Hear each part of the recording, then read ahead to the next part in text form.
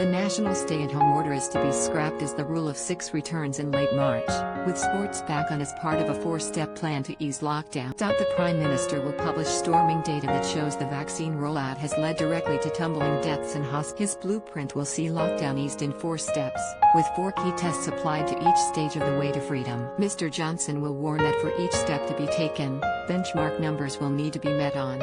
He will reserve the right to slam the brakes on lifting lockdown if a new variant of the virus emerges. Regional tiers have been ditched and all of England will begin the phased return to normal. Step 1 will see kids return to classrooms on March 8th and ways for people to reunite with loved ones safely. 3 weeks later, on March 29th, the rule of 6 will return to parks and private gardens, allowing 6 people from up to 6 different households to mix up. If just 2 households come together, they can meet with no cap on their size.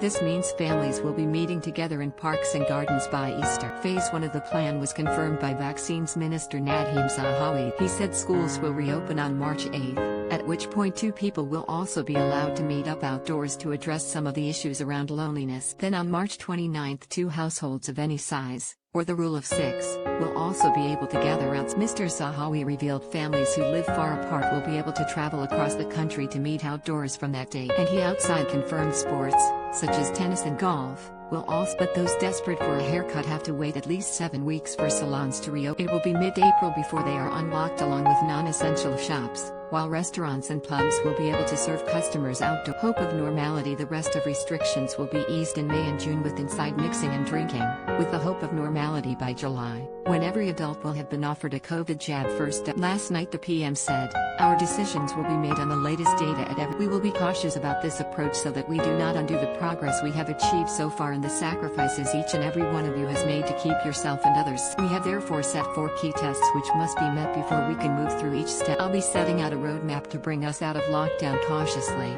He added, "Our priority has always been getting children back into school, which we know is crucial for their education as well as their mental and physical well-being. And we will also be prioritizing ways for people to reunite with loved ones." Health Secretary Matt Hancock said there will be weeks between the steps, so ministers can watch carefully the impact of each relaxation of the restriction. The first step on March 8th sees all kids back at school, with details of mass testing due in the roadmap. 2 adults will also be allowed to socialize in a park from that date. Then to herald the start of the Easter holidays, outdoor sports like golf and tennis will also be allowed, alongside a return to organized sports such as football for children and adults alike. It is understood that hairdressers will finally be unlocked sometime between April 12th and 19th. Last night Mr. Johnson was under pressure to go even quicker than his proposed protect jobs in a boost to Tory backbenchers, who are pushing for faster moves. Ex-party leader William Hague said the majority of lockdown measures should end after all the over 50s have been. The former Foreign Secretary said there would not be much justification to continue restrictions after the vaccination of the most vulnerable. 40 Tory MPs from the backbench COVID recovery group have signed a letter demanding Mr. Johnson advances the opening of pubs and restaurants to the beginning of April.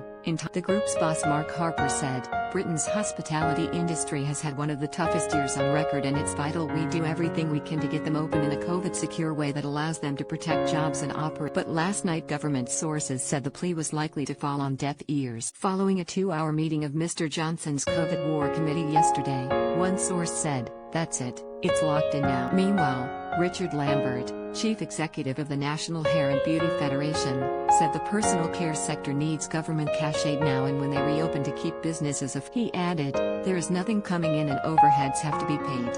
He added that a targeted vet cut would allow them to rebuild and invest in staff. Another 215 COVID deaths were recorded in the UK yesterday, bringing the total to 120,580. A further 9,834 cases were